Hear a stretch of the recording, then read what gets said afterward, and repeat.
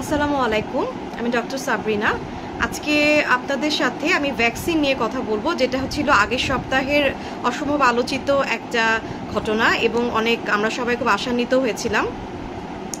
তো এই খবরটা পাওয়ার পরে বা নিউজটা পড়ার পর আমার মধ্যে একটা মিশ্র অনুভূতি তৈরি হয়, যেটা মনে হলো যে আপনাদের সাথে আমি শেয়ার করি এবং খুব সহজভাবে ভ্যাকসিনের ব্যাপারগুলো একটু তুলে ধরি। যে ভ্যাকসিনটা নিয়ে গবেষণা চলছিল, যে খবরটা আসছে সেটাকে একদম সহজ জলবৎ করে বলা, যেটাকে বলে খুব সহজভাবে।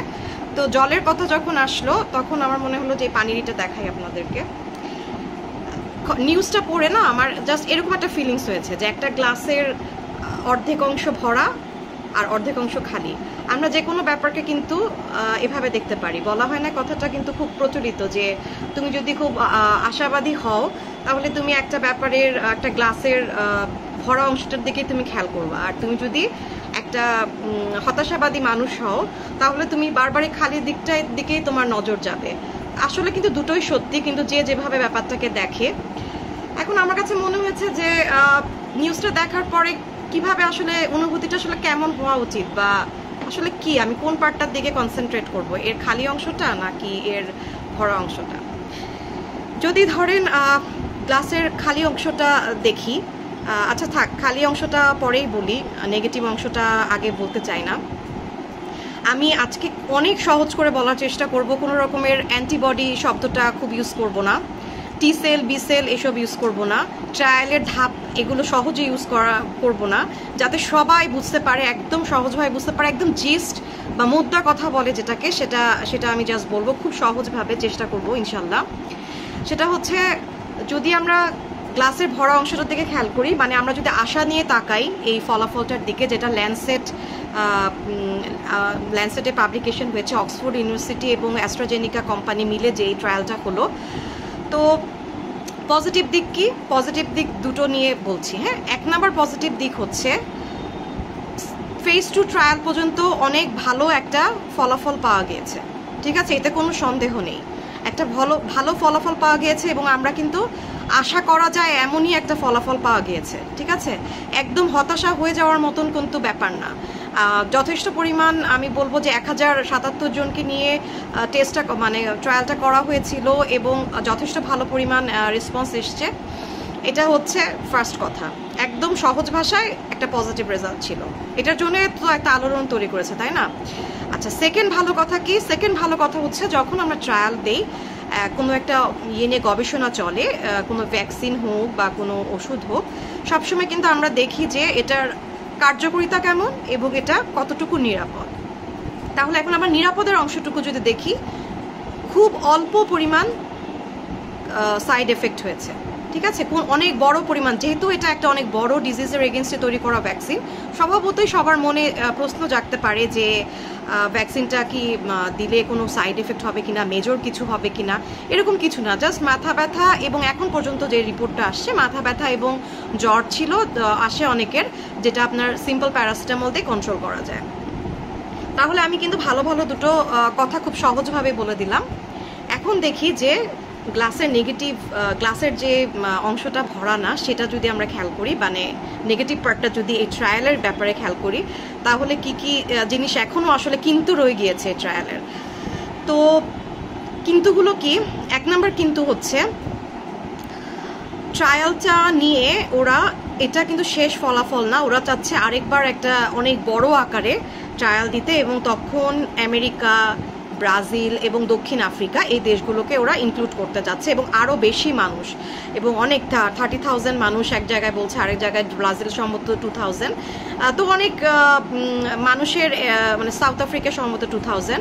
তো আমি সংখ্যাতে যাব না, মেক ইট ভেরি সিম্পল, যে অনেক বেশি সংখ্যক মানুষকে নিয়ে এই ট্রায়ালটা করা হবে, যাতে এরপর একটা ফাইনাল রেজাল্ট দেওয়া হবে।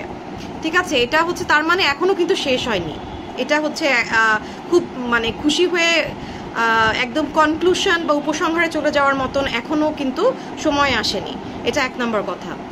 দু নম্বর কথা কি? দু নম্বর কথা হচ্ছে, ট্রায়ালটা দেওয়ার সময় দেখা গেছে 10%, 100 জনের মধ্যে 10 জনের ক্ষেত্রে একটা ডোজে পুরোপুরি কাজ করেনি। একটা ভ্যাকসিনের পুরো কার্যকারিতা পাওয়ার জন্য যে দুটো বিষয় কাজ করতে হয়। দুটো বিষয়ের কথা আমি বলবো না সিম্পল বানানোর জন্য, ঠিক আছে? আমি ওই টার্মগুলো আনতে চাচ্ছি না।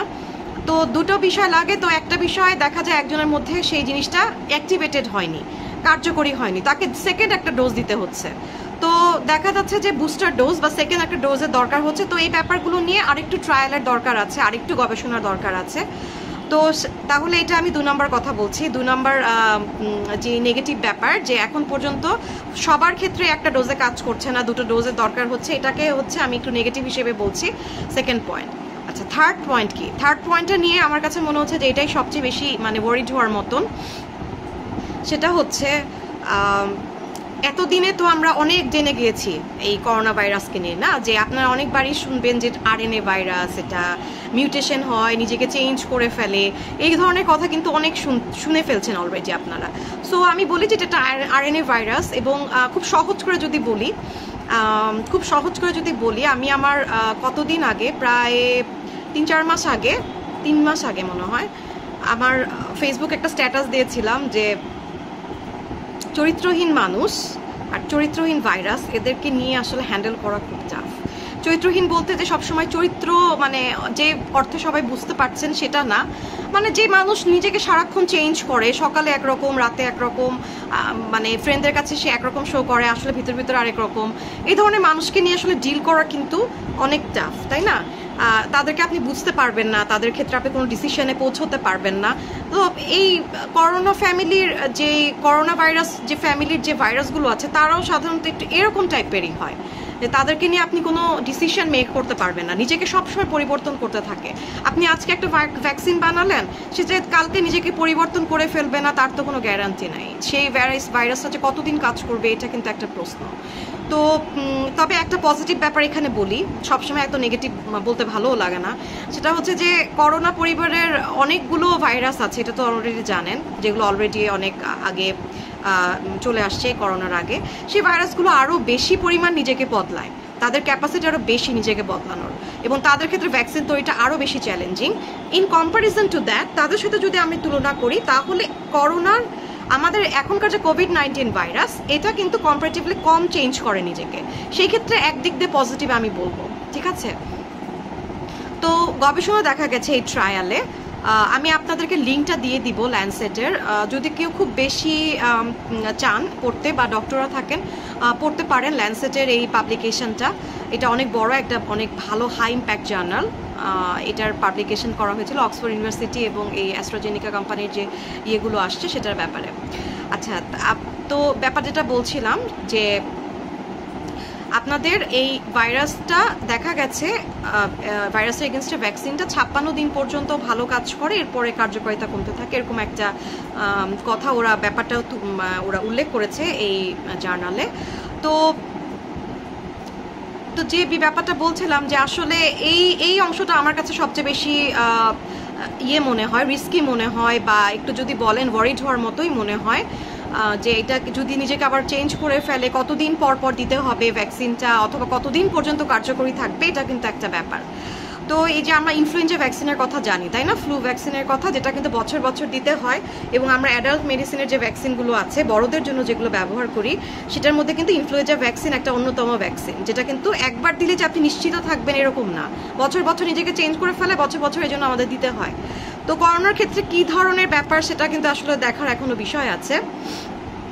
তো এই ছিল আমার আজকের ভ্যাকসিনের ব্যাপারে রিলেটেড কথা। তো কবে আসবে ভ্যাকসিন এবং কত দাম হতে পারে, এগুলো আমরা পরবর্তী ব্যাপারের উপর ছেড়ে দিই, কারণ খুব নিশ্চিত করে কেউ বলেনি। কিছু জায়গায় প্রেডিক্ট করে বলা হচ্ছে যে সামনের বছর প্রথমের দিকে আসতে পারে, বা কয়েক মাস পরে গেলে আসতে পারে, হ্যাঁ, মানে ফার্স্ট 2 to 3 মান্থ যাওয়ার পরে হয়তো বা সামনের বছর আসতে পারে, কিন্তু এগুলো কোনোটাই আসলে নিশ্চিত করে বলার মতন সিচুয়েশন এখনও আসেনি। ওনারা কেউই বলছেন না, যারা হেড আছেন এসব অক্সফোর্ড ইউনিভার্সিটির ট্রায়াল দিচ্ছেন তারা বলছেন। তো আমরা আসলে এটা দিয়ে না মনে করে যেটা করতে পারি সেটা হচ্ছে যে আমরা আশা করি, আশা নিয়ে দোয়া করতে থাকি, প্রে করতে থাকি যে ধর্মের আছেন, যাতে আমরা পজিটিভ একটা রেজাল্ট পাই। অনেক বড় সংখ্যক মানুষদের নিয়ে যে ট্রায়ালটা হতে চলছে, এটাতে যাতে আমরা একটা পজিটিভ রেজাল্ট পাই, এবং আমরা যাতে ক্লাসের অর্ধেক অংশ ভরা খালি কিছুই না দেখি, আমরা যাতে আসলে ক্লাসটা একদম ফুল দেখতে পাই, হ্যাঁ, কতদিন পরে। এরকম একটা আশা আমরা করি। আমি যেটা বিলিভ করি যে কখনোই এত বড় একটা ব্যাপার প্যান্ডেমিক, হ্যাঁ, যেটা আমাদের পৃথিবীর ইতিহাসে এরকম আমরা দেখিনি, এরকম একটা সময়ে আসলে শুধুমাত্র সায়েন্স দিয়ে হবে না, শুধুমাত্র বিজ্ঞান কাজ করবে না, আমাদের অনেক দোয়া লাগবে, অনেক মানুষের দোয়া লাগবে। আমাদের সৃষ্টিকর্তার কাছে একটা মিরাকেলের জন্য দোয়া করতে হবে। সৃষ্টিকর্তা চাইলে কিন্তু মিরাকেল হতেই পারে না, দেখা যাবে এই ভাইরাস মিউটেশন বন্ধ করে দিয়েছে, হতে পারে না। তো আমরা দোয়া করতে থাকি এবং ইনশাল্লাহ সায়েন্সের সাথে আগাতে থাকুক। আপনাদের সবাইকে ধন্যবাদ অনেক ধৈর্য নিয়ে শোনার জন্য, এবং তারপরে যদি কোনো রকমের আপনাদের কোয়ারি থাকে আমার কাছে জানতে চাবেন, আমি অবশ্যই চেষ্টা করব অ্যান্সার দেওয়ার। Thank you very much.